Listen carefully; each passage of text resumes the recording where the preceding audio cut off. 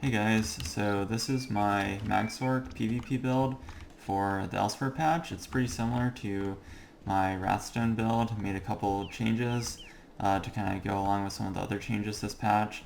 But overall, it's very similar. I added a lot more damage and a couple extra things to kind of make the build work better overall. But it's fairly similar, so if you were using my build from the Wrathstone patch, you wouldn't really have to change a whole lot. So, going into my gear, first of all, I'm running Bloodspawn, monster set, heavy and medium, and then I'm running Bright Throat, body pieces with Lich Jewelry, Master Staff front bar, and a Lich Restoration Staff back bar. So, as you might have seen, I'm wearing 5 Divines and 2 Well Fitted. So, this isn't really a typical Magsork build overall with my traits. It's not very beginner friendly, but you get a lot of damage out of this. So the reason I'm running Divines is that impen doesn't actually affect your shields. So with the shield change, shields became critable, but impen, your crit resistance, does not actually affect your shields. So this is something that I've tested out. A couple other people I know have tested it out, and it does not seem to be affecting shields at all. So if you have your shields up all the time, if you're able to keep them up, you do not actually get any value out of running impen on your armor. So what this means is that you're very squishy if your shields go down. But if your shields are up a lot, and this build has high regen, so that makes it a lot easier to sustain your shields, then the impen doesn't really do anything for you. So this is a very glass cannon-y build, but there's a lot of damage and a lot of sustain. So if you have good positioning, then you're able to basically make the most out of it. So kind of going back to that, I'm also running 2 well fitted, so it doesn't really matter which pieces are divines and which are well fitted. I'm just running 2 well fitted, 5 divines. The well fitted basically allows you to roll dodge. It keeps your stam pool is low on this build. As you can see right here, I'm just barely under 10k. This is in non-CP, by the way, non-CP Cyrodiil. I mostly use this build in non-CP for BGs and a little bit of Cyrodiil, but it's primarily geared towards BGs.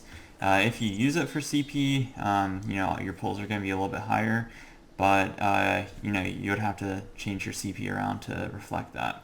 So for my enchants, I'm using the triglyphs on the big pieces. Just helps you to get your health pool up and your stam pool. And then on everything else, I'm just running max mag to help keep our mag pool high. And then on the jewelry, I'm running arcane on all pieces with 2 recovery and 1 spell damage. Then for your front bar, you're running a Master Staff. This is basically best in slot for Sork for PvP for this patch. You don't have DKs reflecting your stuff back at you, so there's basically no reason to run Force Pulse anymore. With Asylum Staff was really good, but it was mainly useful for if you fought a lot of DKs. But now that they can't really reflect stuff back at you, and with the wings changes, there's basically no reason to not run a Master Staff. It's just cheap, does lots of damage, and it's your CC, so it frees up your bar space.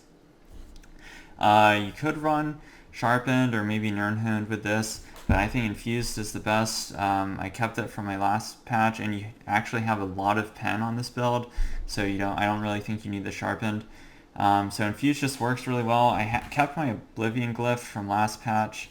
Oblivion Glyphs did get nerfed, but I still find this to be pretty effective, especially against shield users or people in mist form.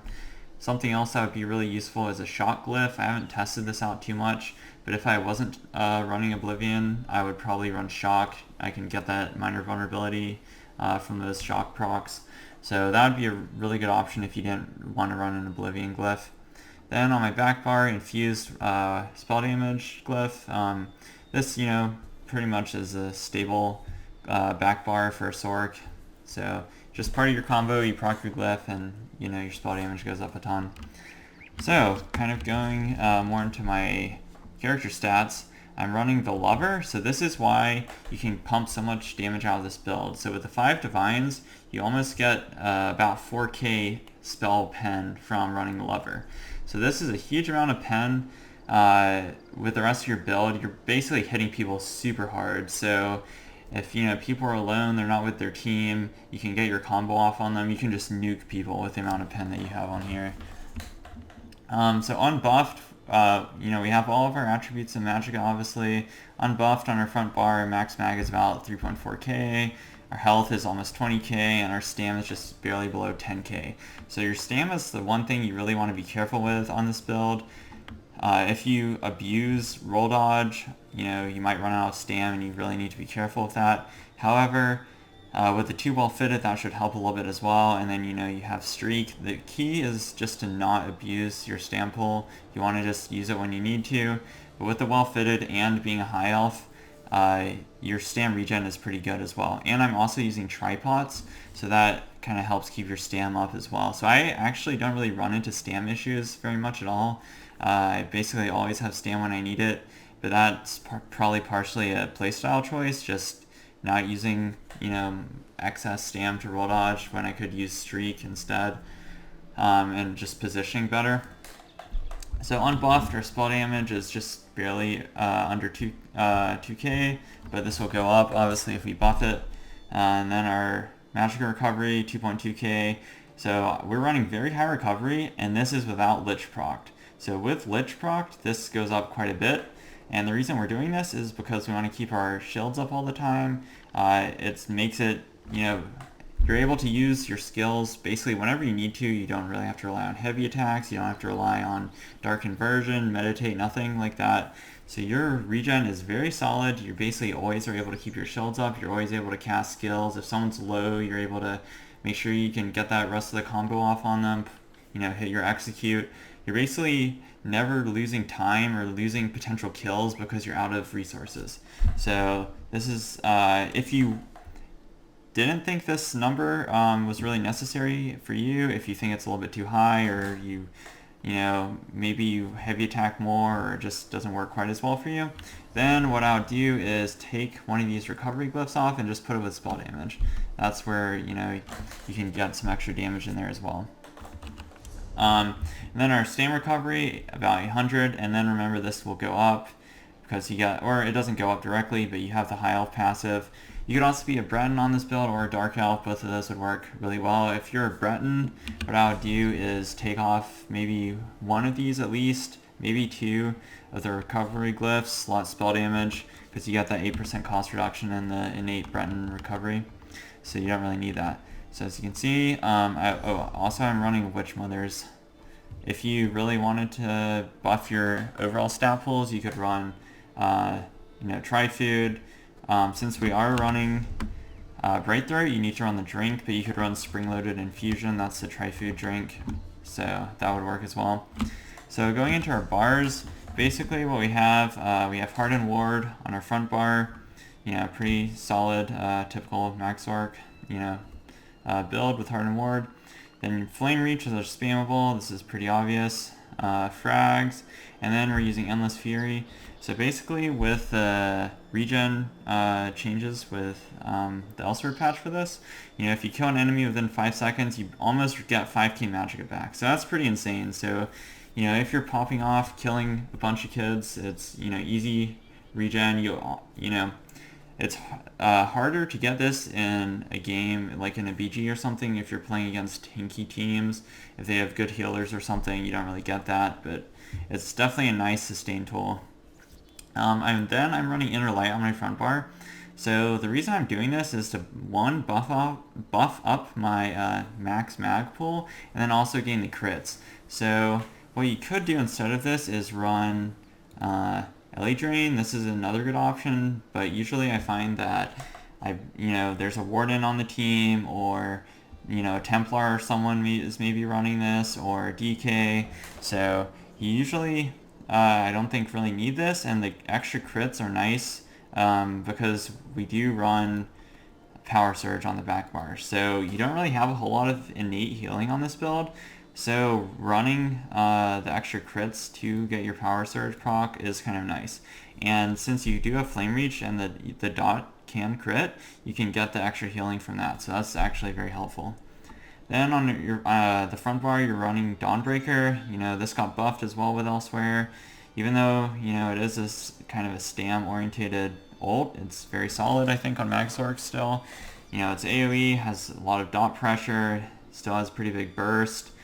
Honestly, I don't think there's a whole lot of reason not to run this, especially if you're playing with, you know, teammates. If you're queued up with people, it's just super solid ult overall. It's very cheap, and with Bloodspawn and the Sork passive, you can basically get this up constantly.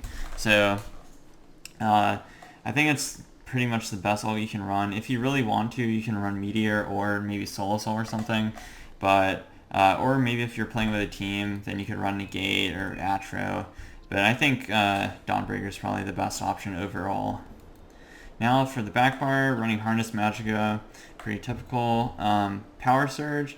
So this will buff your spell damage up a decent bit, so, you know, 2.3k, and then with the Berserker glyph, that's going to go up even more. So overall, it's just, you know, pretty solid backbar choice. And then you do get the healing, you know, 3k health basically if you get that crit heal. Then going on, Haunting Curse is on the back bar as well.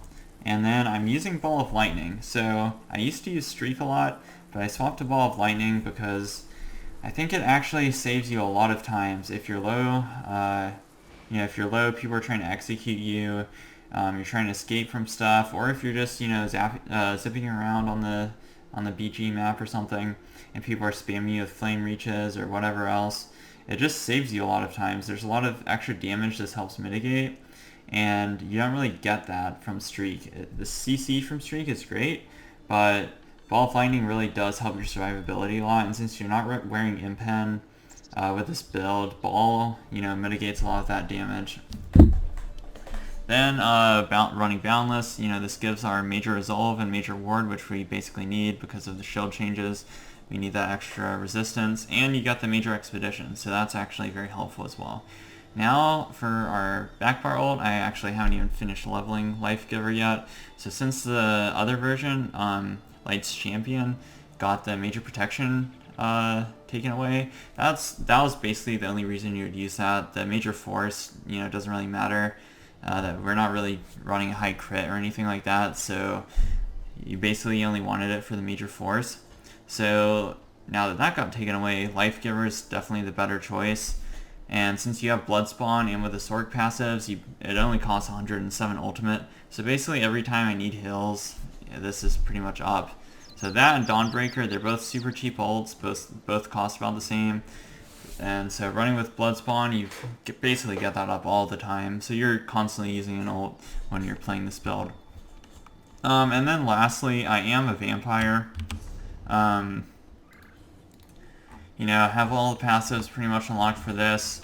I wouldn't say it's 100% necessary or anything to be a vampire. I just like the extra, you know, regen from it, and I think the Undeath passive is huge. Right here, it's basically Major Protection when you know, start getting low.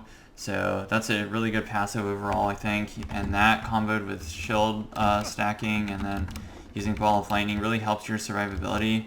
So, you know, if you start getting low on this build, what I love to do is, you know, get your shields up, maybe roll dodge, Ball of Lightning, and, you know, maybe pop your Rest Wall or something, and you're basically safe. So, if you get that damage stacking on you and you get a little chance to escape with the Undeath passive and everything else, it kind of makes it hard to kill you. So, if you keep your shields up all the time, this build pumps out massive damage with all that extra pen. And the combo on it is very solid, so, and you basically never run out of resources with all the regen that's built in here. So thanks for watching, guys. I'll get a gameplay video of this out as soon as I can, you know, edit some clips together. But yeah, this is pretty similar to my Wrathstone build, so if you're using something similar to what I had for last patch, just, you know, retrade some stuff, maybe swap the bars around, but overall it's pretty similar, and I think it actually works way better. You get a lot more damage, the CC is, you know, easily accessible, everything works great. So thanks for watching, guys, and I'll see you in the BGs.